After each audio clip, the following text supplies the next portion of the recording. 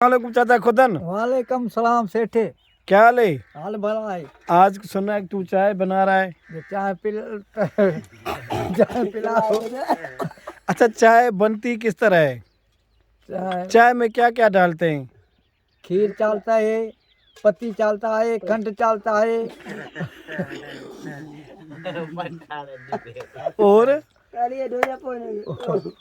खीर खीर यानी दूध, चीनी, अखंड यानी चीनी है ना, हाँ पत्ती और पत्ती चाय माना पत्ती टी। हाँ, और एक तू भूल गया चीज।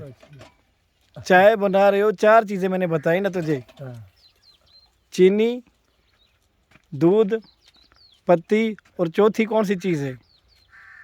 चौथी खंड। अबे चीनी उसी को कहते हैं ना, खंड को। हाँ पत्ती, पत्ती भी नहीं। पत्ती पत्ती पानी। चाय है पानी। अभी ये देख इधर, देख चाहे इधर दिखा। अभी देख चाहे रखेगा, मैं तुझे बताऊंगा। ये देगची में आ गया पानी, और वो रहा दूध, ये रही चीनी और पत्ती। कितनी हो गई ये चीजें? चार पत्ती 4 पत्तियां नहीं, 4 चीजें।